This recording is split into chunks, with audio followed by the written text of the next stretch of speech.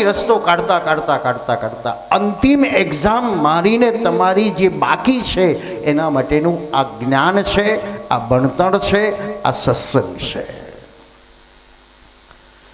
સ્કૂલમાં તો ફક્ત રૂપિયાનો 2 રૂપિયા કેવી રીતે થાય એ જ શીખવાડ્યું, જ્યારે સત્સંગ જીવન જીવવાની કળા બતાવે છે અને પરમાત્માને પામવાની પણ કળા બતાવે છે.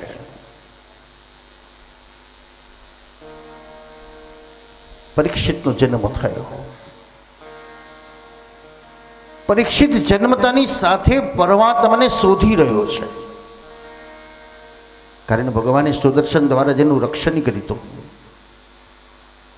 તો ભગવાનને શોધી રહ્યો છે. વિચાર એ વિચાર નથી, વિચાર એક એટમ બોમ્બ છે, વિચાર એક વિસ્ફોટ છે, વિચાર એક ક્રાંતિ છે, એક સર્જક છે. તમારા વિચાર કેવા છે? તમે રોજ ઘરમાં જૂના કપડાં પહેરીને ફરો તો તમારી વહુ, દીકરો, દીકરી કશું પૂછે તમને? પણ એક દિવસ નવા કપડાં પહેરો તો એટલે તરત બધાની આંખો ઊંચી થશે, બા કઈ જાઓ છો, બા કઈ જાઓ છો. એક નવો વિચાર તમે મૂક્યો તો સમાજમાં કેવું પરિવર્તન આવી ગયું. ખાલી નવા જ કપડાં પહેર્યા છે અને તોય બધા જ વિચારો લે કે બા કઈ જાઓ છો, કઈ જાઓ છો. બાકી રોજ તો કોઈ પૂછતું નહોતું. સમાજમાં એક નવો વિચાર આપો. કૃષ્ણ લીલા એ કોઈ ગાડરિયા પ્રવાહરૂપી લીલા નથી. કૃષ્ણએ સમાજને નવા વિચાર આપ્યા છે. 3 વર્ષનો કૃષ્ણ સમાજને સુખી કરવાનો, સમાજને સંગઠિત કરવાનો, સમાજના એકબીજાના હૃદય સુધી પહોંચવાનો વિચાર શ્રી કૃષ્ણએ 3 વર્ષની ઉંમરમાં આપ્યો. એ મટકાફોડ લીલા, એ લોકોનું માખણ ખાવાનો લીલા નથી, પણ સમાજને એક આદર્શ વિચાર આપ્યો. સંગ્રહખોરીનો નાશ કરો અને જેની પાસે નથી એને આપો. સમાજ સમાજ વચ્ચે, પરિવાર પરિવાર વચ્ચે, ગામ ગામ વચ્ચે પ્રેમ રાખવો હશે તો એકબીજા સામે હાથ લાંબો કરવો પડશે. એક ગરીબ માણસ જોડે એક ધનવાન શેઠાણી રહે એટલે રોજ એમને ઘેર વાડકી લઈને જાય. બેન મોરસ આપજો ને, બેન ચા આપો ને, બેન ચોખા આપો ને. અને પેલી બેન રોજ હોંશે હોંશે બધું આપ્યા જ કરે. પતિ રોજ જુએ છે કે આ લેવા આવે છે ને વાડકી વાડકી રોજ આપે છે. એક દિવસ એ શેઠાણી પાડોશીના ઘેર વાડકી લઈને માગવા ગઈ. એટલે પતિને થયું કે આના ઘરમાં આટલું બધું છે ને વાડકી લઈને એને ઘેર માગવા જાય છે. એટલે માગીને આવ્યા. શું માગીને આવ્યા? પેલા બેનને જઈને કીધું, બેન જય શ્રી કૃષ્ણ, મારા ઘરમાં મીઠું નથી, તમારા ઘરમાં મીઠું હોય તો મને આપો ને. એટલે પેલા ગરીબ માણસ ખુશ થઈ ગયા. આ પણ આપણા જેવા જ છે નહીં, આટલું બધું છે પણ મીઠું નથી. લો લો લો, તમને મીઠું આપો. મીઠું લઈને આવ્યા પછી બે પતિએ પૂછ્યું કે તું શું કરવા ગઈ ત્યાં? હું મીઠું લેવા ગઈ. આપણા ઘરમાં આટલું બધું છે ને.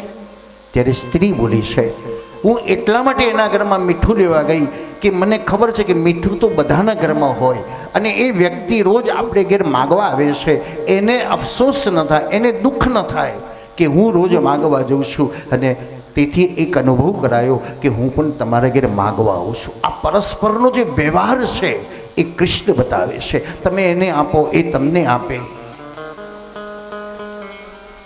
એક સાંકળ બનાવવાનો વિચાર કૃષ્ણએ બનાવ્યો. માખણ ચોરને કે એના ઘરમાં કેટલું બધું માખણ હતું,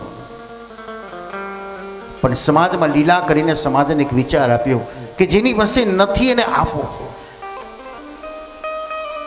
એક વ્યક્તિથી કામ ન થાય તો બીજો વિચાર મૂક્યો, એક મંડળ બનાવો. આજકાલ તો મહિલા મંડળો કે જે મંડળો હોય એ બધા રૂપિયા ભેગા કરીને શું વિચાર કરે, ચાલો પિકનિક કરવા જઈએ. ભગવત નામ સ્મરણથી પ્રાપ્ત કરેલી સંપત્તિ પોતાના ઉપભોગ માટે વાપરવાની નથી, પણ એના દ્વારા, એ સંપત્તિ દ્વારા સમાજનો સદુપયોગ થઈ શકે, સમાજમાં સત્કાર્ય થઈ શકે, સમાજમાં સેવા થઈ શકે, સમાજમાં આવા સત્સંગના કાર્ય થઈ શકે. એ કામ કરવાની જરૂર છે. મંડળ એટલે બનાવવાનું કે જે કંઈ ફંડ ભેગું થયું, એક વ્યક્તિ 1000-2000 નથી કાઢી શકતી, તો બધા દ્વારા જે ફંડ થયું એના દ્વારા કોઈ સત્કર્મ કરી લઈએ.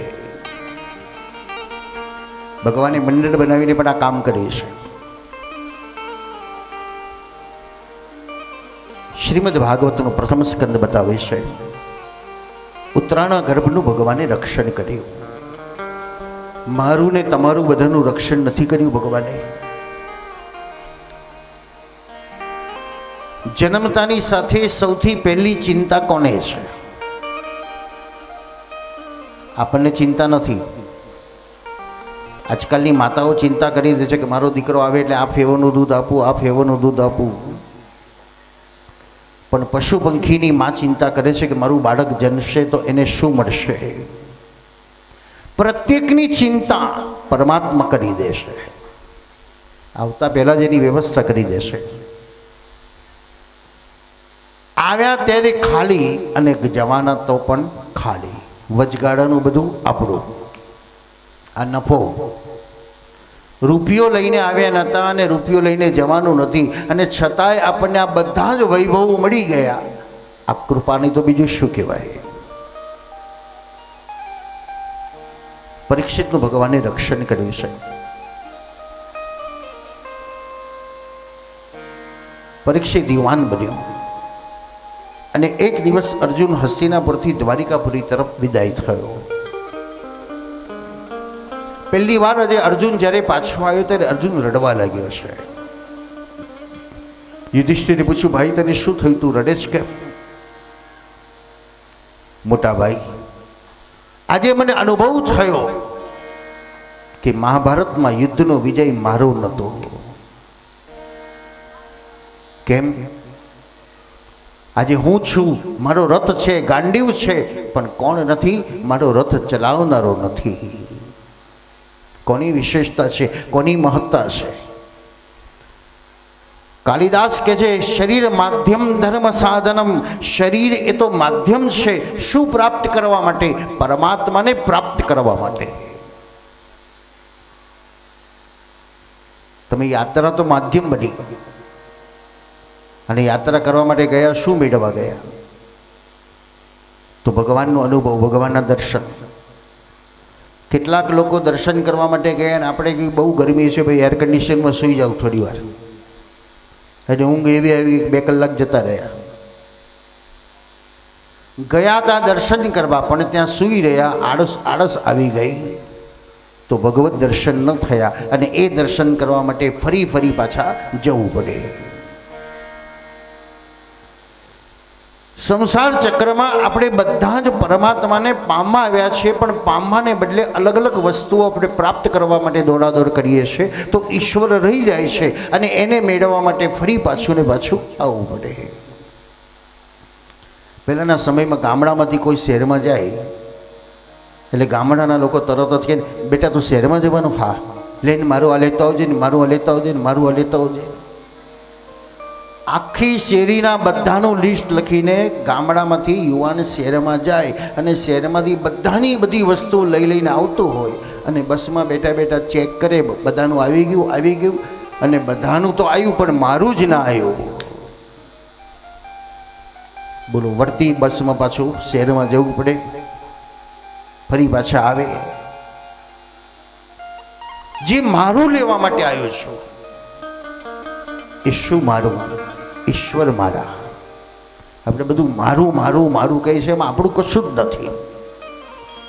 આપણો પરમાત્મા છે. શરીરના સગા બધા જ છે, સમાજ, સત્તા, સંપત્તિ બધું શરીર છે ત્યાં સુધી. શરીર છૂટ્યા પછી આપણું કોણ?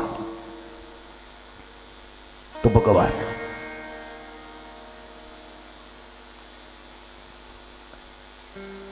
અર્જુને અનુભવ કર્યો, મહાભારતના યુદ્ધનો વિજય મારો નહોતો, પણ મારો રથ ચલાવનારો ભગવાનનો હતો. શું થયું? ભગવાન સ્વધામ પધાર્યા. ભગવાન સ્વધામ પધારી ગયા. હા, કલિકાલનો પ્રારંભ થઈ ગયો. જ્યાં સુધી ભગવાન કૃષ્ણ ભૂતલ ઉપર હતા ત્યાં સુધી કલી આવ્યો નથી. સત્યુગમાં 4 પગ ઉપર ધર્મ હતો. ખુલ્લી આંખે ભગવાનના દર્શન થતા હતા. એક એક યુગ ગયો તેમ ધર્મનો એક એક પગ કપાયો. યજ્ઞો થવા લાગ્યા, તપ થવા લાગ્યું. કલીમાં કેવલ એક પગ ઉપર ધર્મ રહ્યો. પાંચે પાંડવે કીધું ભગવાન સોધામ પધાર્યા. હા, ચાલો આપણે સ્વર્ગમાં જતા રહીએ. બોલો, આ લાલચ બધાને ગમે છે કે નહીં? 5 સ્ટાર હોટલમાં રહેવાનું મળે તો કોઈ ના પાડે ખરો? સ્વર્ગમાં બધાને જવું છે અને આપણે કેટલી બધી ટપાલો લખી દીધી છે. પણ વિચાર કરો, મારી ટપાલ પહોંચી નથી કે એનો જવાબ આવતો નથી. જે જાય એટલે તરત ફલાણા આ લોકોમાં ગયા, આ લોકોમાં ગયા, આ લોકોમાં ગયા, આ લોકોમાં ગયા. સ્વર્ગ ક્યાં છે? અત્રેવ સ્વર્ગ નરક ઇતિ વિખ્યાત. સ્વર્ગમાં ભાગવત કથા ના મળે, સ્વર્ગમાં અમૃત મળે પણ ભાગવતામૃત ના મળે. દસમ સ્કંદની લીલા એમ કહે છે કે એક વખત કનૈયાએ વ્રજવાસીઓને કીધું કે ચાલો તમને બધાને બ્રહ્મલોકના દર્શન કરવા લઈ જાઉં. એટલે વ્રજવાસીઓને ચાલો ને યાત્રા કરવા દઈએ બ્રહ્મલોકમાં.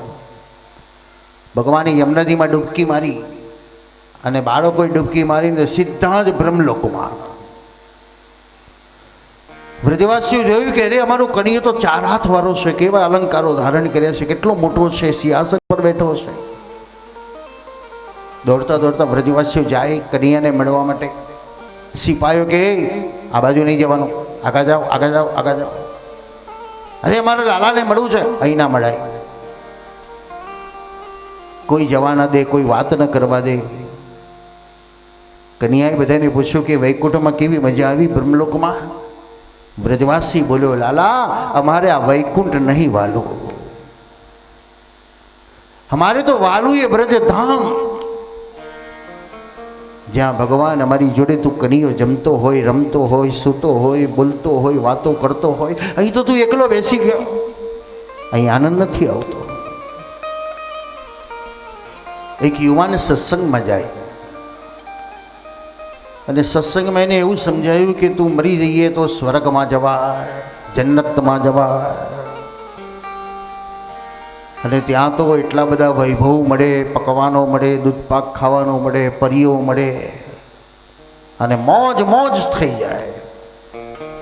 એટલે યુવાનને થયું કે આવી મોજ મળે તો આ નકામું તાપમાં તપવું, ખેતરમાં હોતી જોડા કરવા. તો ગુરુજી મારે જવું છે સ્વર્ગમાં, શું કરવાનું? એટલે ગુરુજી કીધું મરી જવું પડે. એટલે છોકરો તો ઘેર જઈને માને કે બોલે કે મમ્મી હું મરી ગયો, મમ્મી હું મરી ગયો, હું સ્વર્ગમાં ગયો, સ્વર્ગમાં ગયો. મમ્મી કે બેટા કેટલી મન્નતો, ઓલિયા દોરા ધાગા કર્યા ત્યારે તને લાયા છીએ અને બેટા આવું ન બોલીશ. પપ્પા આવ્યા ને પપ્પાને કીધું આ દીકરાને શું ભૂતનું વરગાણ આવ્યું છે કે મરી ગયો, મરી ગયો, મરી ગયો બોલ્યા કરે છે. પપ્પા પણ દુઃખી થયા. કોકે સલાહ આપી, ભાઈ કઈ વરગાણ હશે, દોરા ધાગા બધું કર્યું પણ વરગાણ ગઈ નહીં.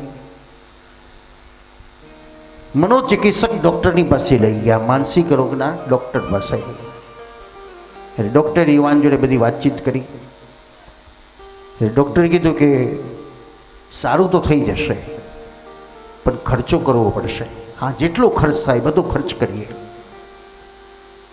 એક મોટો હોલ બનાવી દો, ચારે બાજુ ઝગમગાટ કરતી લાઇટો મૂકી દો, નાની નાની છોકરીઓને પરીઓ બનાવો, સોના ચાંદીના થોડા વાસણો લઈ આવો, બદામ કાજુ પિસ્તાની ડીશો ભરી દો, દૂધપાક માલપુડા બધું મૂકી દો.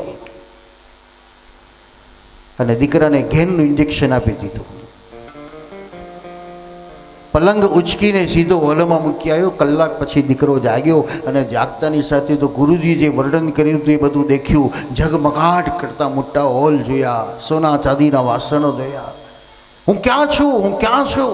નાની નાની પરીઓ કહેવા લાગી તમારું સ્વર્ગમાં સ્વાગત છે, પેલો તો ખુશ થઈ ગયો, વાહ જલસા પડી ગયા. અહીં ભૂખ લાગી છે, બદામ કાજુની ડીશો હોય, મુઠ્ઠા ભરી ભરીને ખાવા લાગ્યા. પાણી પીવું છે, અહીં પાણી ન મળે, અહીં તો દૂધપાક જ મળે, પીધા કરો. 2-4 દિવસ તો આ બધું સારું લાગ્યું, પણ ચોથા ને 5મા દિવસ તો મંચુરિયન યાદ આવ્યું, નૂડલ્સ યાદ આવ્યા, પીઝા બર્ગર યાદ આવ્યું, મમ્મી પપ્પા યાદ આવ્યા. પરિયો કે આ બધું અહીં ના મળે, અહીં તો બદામ કાજુ મળે, દૂધપાક મળે, ઊન તમે, બીજું કોઈ જ ન મળે, કોઈ જ ન મળે. છોકરો રડવા લાગ્યો, મારે મમ્મી જોઈએ, મારે પપ્પા જોઈએ, મારે આ જોઈએ. ડૉક્ટરે કીધું ભૂત ભાગી ગયું બધું એનું. પરિયોને કીધું ઇન્જેક્શન આપી દો. અડધો કલાક પછી દીકરો જાગ્યો ને જ્યાં પોતાના ઘરમાં જોયો અને મમ્મીને જોઈને કહેવા લાગ્યો, મમ્મી મારે સ્વર્ગમાં નથી જવું, મમ્મી તું ના મળું, પપ્પા ના મળે. આવું બધું ખાવાનું ના મળે. સ્વર્ગ અને નરક અહીંયા જ છે. તમને અત્યારે સ્વર્ગમાં જ બેઠા છો, નહીં તો એર કન્ડિશનમાં કોઈક તમારી જોડે આવીને પકડી જાય તો બૂમ પાડી દે, બે દેખતા નથી આવડતું. અહીં ક્રોધ નથી, શાંતિ છે, પ્રસન્નતા છે, તો આ સ્વર્ગ છે.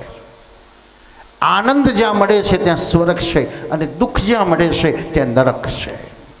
એ મનનો સ્વભાવ છે. પાછો મને એવા મનુષ્યાણામ કારણમ બંધ મોક્ષ. મને ચાહે તો બાદશાહ પણ બનાવી દે, મન ચાહે તો રાંક પણ બનાવી દેશે. 5 પાંડવો સ્વર્ગારોહણમાં ગયા. કેવળ યુધિષ્ઠિર એકલા જ શરીરની સાથે સ્વર્ગમાં ગયા. તો બીજા પાંડવો કેમ ન જઈ શક્યા? તો દરેકમાં કંઈક ને કંઈક દોષ છે. તમારું 80 કિલોનું શરીર 8 ફૂટનું શરીર છે. એ 8 ફૂટના શરીર ઉપર એક ખૂણામાં મચ્છર બેસી ગયો. આટલા મોટા શરીરમાં મચ્છર બેસી ગયું. બોલો આપણને ગમે છે? તરત જ આપણી જ્ઞાનેન્દ્રિય કર્મેન્દ્રિયની આજ્ઞા કરશે અને ત્યાંથી મચ્છર ભગાડવાનો પ્રયત્ન કરશે. એક નાની સદકી રચકણ જો આપણી આંખમાં આવી જાય તો તરત એને આપણે બહાર કાઢવાનો પ્રયત્ન કરીએ છીએ. તો આત્માની અંદર આ અહંકાર, વાસના, વિકાર એ આવે, એને ગમે છે ખરું? જે વસ્તુ તમે નથી ખાધી એ તમને કોઈ બળજબરીથી ખવડાવે ને તો એ વોમિટ થઈ જાય છે. આપણું શરીર એને સ્વીકારતું નથી. પછી પરાણે પરાણે આસક્ત બની જઈએ એટલે પછી એના વગર ચાલતું નથી. તો એક સામાન્ય વસ્તુ જો આપણને નથી ગમતી તો આપણી અંદર આવેલા દોષો ઈશ્વરને ગમે ખરા? દ્રૌપદી રસ્તામાં પડી ગઈ. કયો દોષ છે મારો? રૂપનું અભિમાન છે. અર્જુન પડી ગયો, ધનુર્વિદ્યાનું અભિમાન છે. ભીમ પડ્યો. આ ભીમનો દોષ મને ને તમને બધાને લાગે છે. યુધિષ્ઠિરે કીધું, ભીમ તારો દોષ એક જ હતો કે બીજો ભૂખ્યો ભલે રે પણ તું તારું પેટ ભરતો હતો. શાસ્ત્ર કહે છે 5 રોટલીમાં આપણું પેટ ભરાઈ જાય તો 6ઠ્ઠી રોટલી ખાધી એટલે બીજાના મોઢામાંથી છીનવી લીધી. બોલો આવું પાપ તો આપણે કેટલું બધું કરીએ છીએ. આ બુફે ડિનર આવ્યા પછી તો 200-300 માણસનું ખાવા તો એમને બગડી જતું હશે, ઉકેડામાં જ જતું રહે છે. તો દોષ લાગે છે આપણને. અન્નનો દોષ છે, માનવનો દોષ છે, ઈશ્વરનો પણ દોષ લાગે છે. તો વિવેક બતાવે છે કે તમને જેટલું જોઈએ છે એટલું પ્રેમથી જમો, અન્નનો બગાડ ન કરો. કારણ અન્ન વગર જીવન નથી, જળ વગર જીવન નથી. ઘરમાં મ્યુનિસિપાલિટી કે પંચાયતનું પાણી આવતું હોય તો ચકલી 2 કલાક સુધી એમને ગંગા જમના વહેતી હોય, પણ બહાર ગયા છે અને તરસ લાગી અને પાણી નથી અને બોટલ લેવા જઈએ ત્યારે 20 રૂપિયાની બોટલ. પછી કેવું મોઢું ખુલી જાય, 20 રૂપિયા લીટર! ઓ બાપરે, એની કિંમત કેટલી છે? ઘેર ચકલી ખુલ્લી બગડે છે અને લીટર પાણી માટે 20-20 રૂપિયા આપવા પડે છે. ઈશ્વરની અનામત છે, આપણને સોંપ્યું છે. નહીં તો ભવિષ્ય બતાવે છે કે આ બંનેની તકલીફો પડશે તો દુનિયા ક્યાં જશે. સંગ્રહ કરવાની જરૂર છે. મોદી સાહેબે બહુ સુંદર વિચાર પણ આ વર્ષે સમાજને આપ્યો કે દરેક ખેડૂત પોતાના ખેતરમાં નાના નાના તળાવો કરે. આઈડિયા સરસ છે, પોતાને જ કામ આવવાનું છે. અને બીજો ફાયદો એ છે કે જેટલું પાણી જમીનમાં ઉતરશે તો એનું લેવલ ઊંચું આવશે.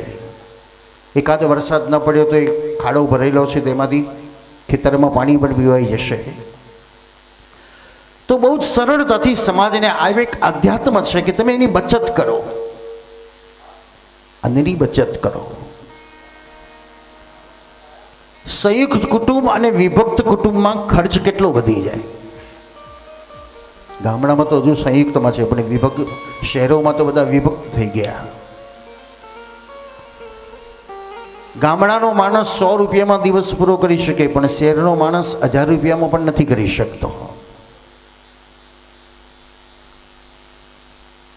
સંયુક્તની અંદર જે બચત થાય છે એ વિભક્ત કુટુંબમાં બચત નથી થઈ શકતી.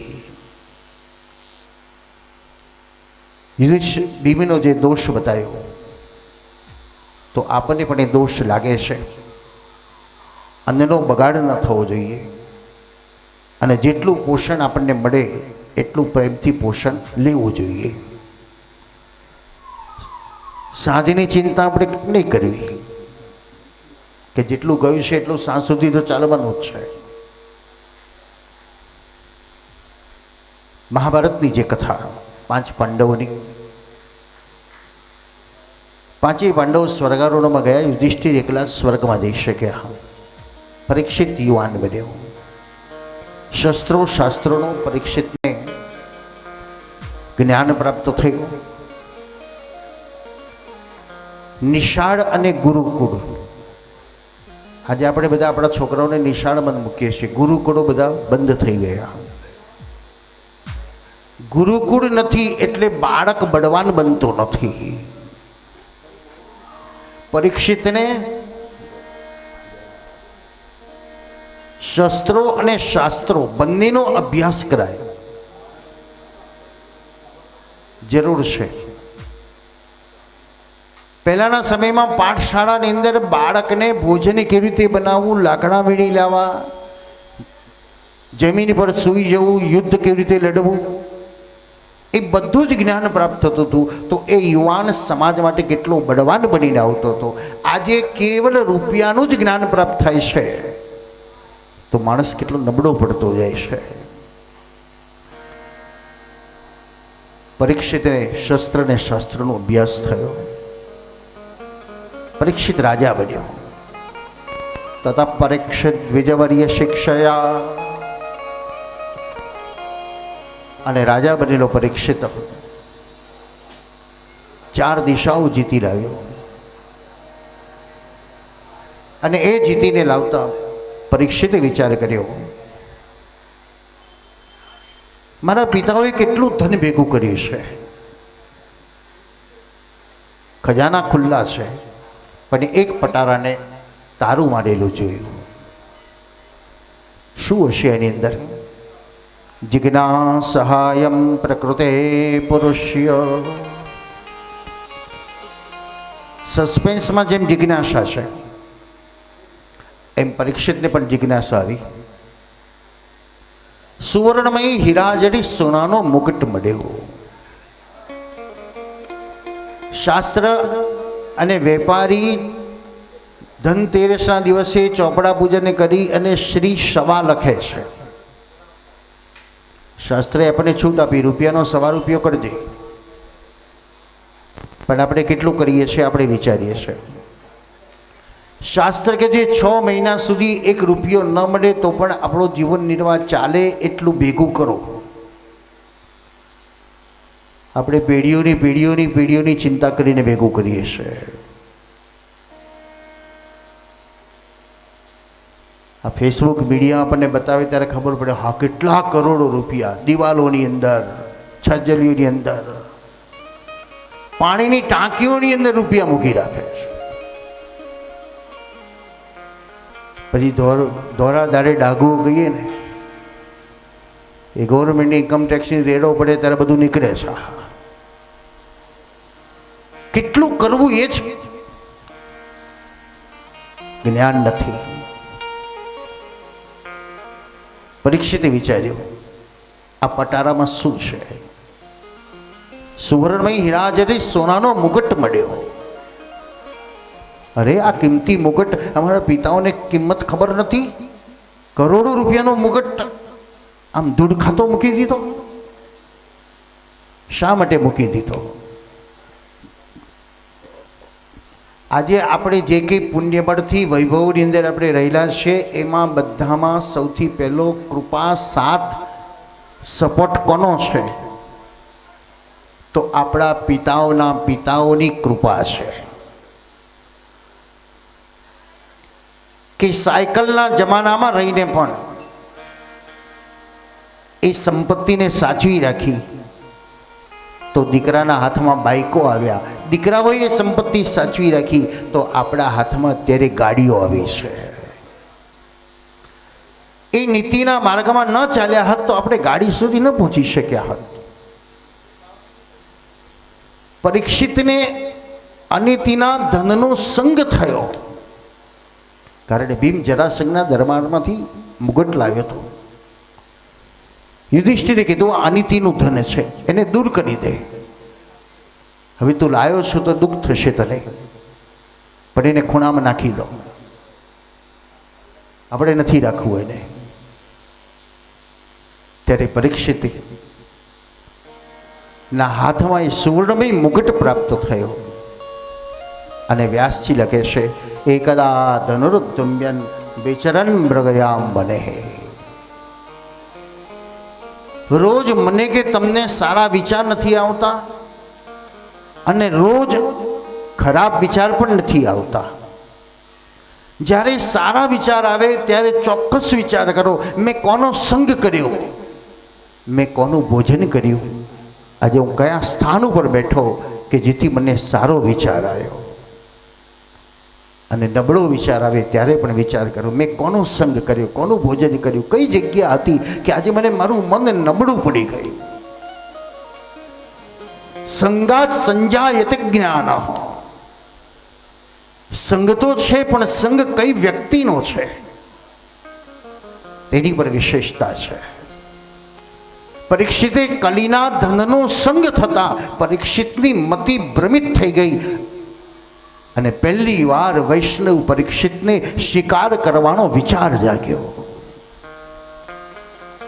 સ્મૃતિ વંશાત બુદ્ધિનાશો બુદ્ધિનાશાત પ્રણશ્યતિ. આજે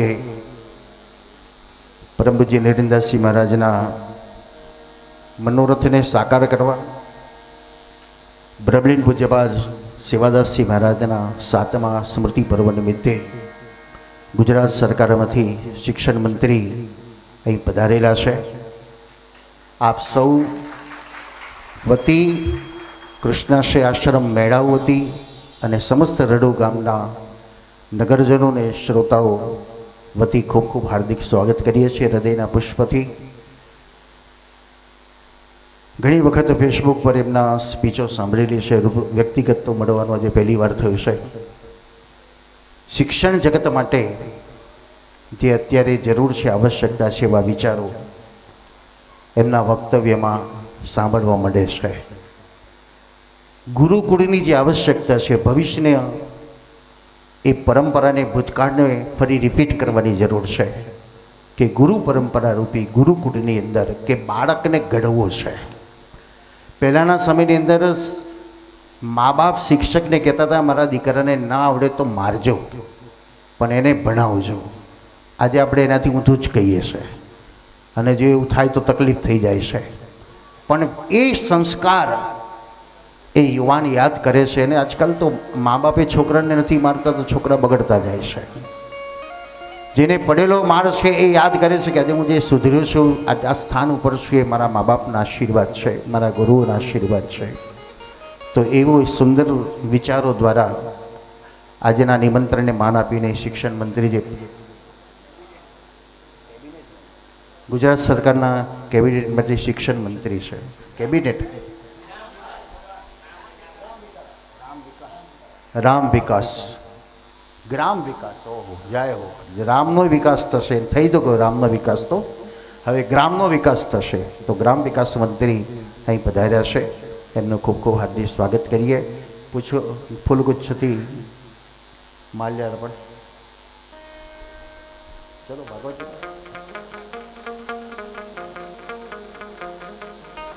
ઇદમ વિષ્ણોર્વિચકરામે ત્રેધાની દધે પદમ સમુ